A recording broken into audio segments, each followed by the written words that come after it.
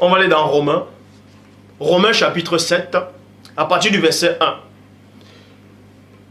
Il y a plein de gens qui lisent Romains 7, verset 1, à partir du verset 1 qui ne comprennent pas. Et on va vous expliquer ces choses. Bon. Maintenant, Christ dit, celui qui répudie une femme, sauf pour infidélité, et en épouse une autre. Bon, qui répudie une femme, sauf pour infidélité, commet un adultère. Bon. Vous allez comprendre ça comment maintenant? Si vous avez un mari, et le mari vous frappe tout ça là, et le mari frappe la sœur, il néglige la sœur, il insulte la sœur, il boit l'alcool, il fait des mauvaises choses. Est-ce qu'il a droit? Est-ce que cette femme-là a droit de se remarier après? Puisque si elle souffre là, est-ce qu'elle est obligée de subir les coups? Est-ce qu'elle est obligée de subir les moqueries, les injures? Si elle part, est-ce qu'elle a droit de se remarier? Si elle a envie de se remarier, parce que si elle ne se remarie pas, vu qu'elle ne peut pas contenir son manque de continence, de rapport sexuel, elle va faire la débauche, tout ça là. Certains vont dire, oui, mais elle va prier le Père, et puis Dieu va le bloquer ça. C'est facile de dire, peut-être pour vous, mais on va donc voir. Si on va entrer même dans les profondeurs. Je sais que peut-être plein ne seront pas d'accord, mais c'est biblique. Romains chapitre 7, à partir du verset 1. Ignorez-vous, frères, car je parle à des gens qui connaissent la loi, que la loi exerce son pouvoir sur l'homme aussi longtemps qu'il vit. Point d'interrogation.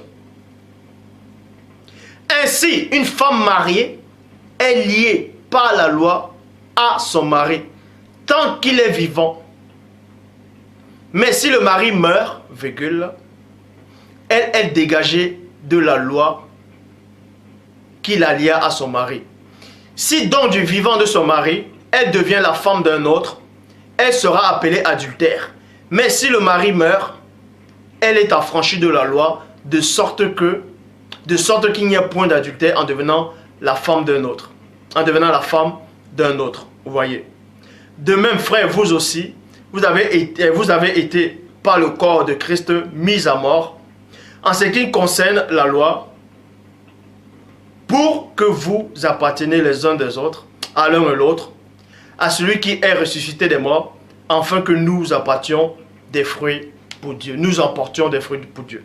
Donc, Paul de Tarse vous dit ici, là, dans Romains 7, que quand un homme est marié avec une femme, ils sont liés par la loi. Vous voyez. Aussi longtemps que le mari vit, la femme ne peut pas se séparer de son mari. Elle ne peut pas, c'est-à-dire ne peut pas aller prendre un autre mari. Elle ne peut pas se marier avec un autre homme, sinon c'est l'adultère. Mais il faut que l'homme puisse mourir. Et là maintenant, elle est libre de se remarier. Mais vous allez comprendre spirituellement, que cela vous choque ou pas, c'est public. Celui qui commet un péché, si le mari bat sa femme, la parole dit dans Éphésiens 6,12, nous n'avons pas lutté contre la chair et le sang. Donc, le mari qui est violent, qui insulte, qui bat sa femme, qui méprise sa femme, qui ne marche pas avec Dieu, est déjà mort spirituellement. Donc, il n'y a plus de lien entre sa femme et le mari.